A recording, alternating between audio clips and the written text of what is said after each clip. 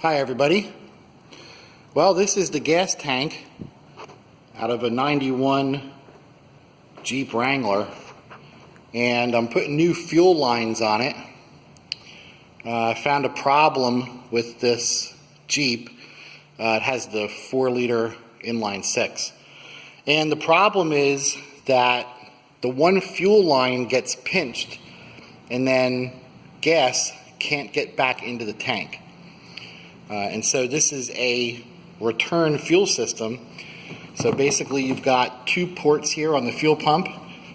This one here that sends fuel up to the fuel rail, and this one that returns fuel back to the tank.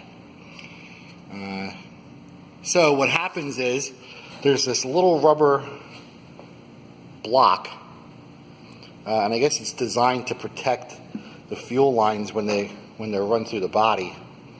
But what happens is over time the metal around it rusts out pretty bad and ends up compressing this really tight.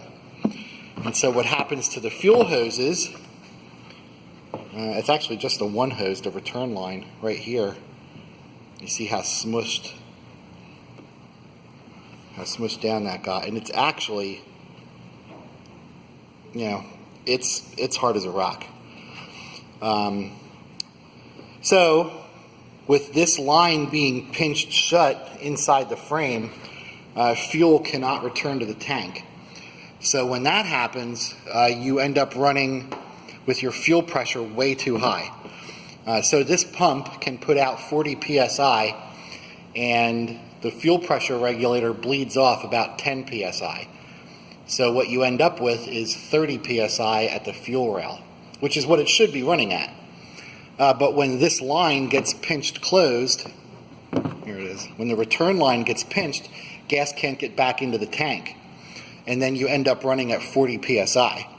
Now it might not sound like a huge difference, but that's 25% higher fuel pressure. And so what happens is you end up getting too much fuel to the rail, too much fuel through the fuel injector, and it ends up leaking down past the rings and thinning out the oil. And it really doesn't take long. This Jeep here only ran for about 250 miles before the oil really started to reek like gas. So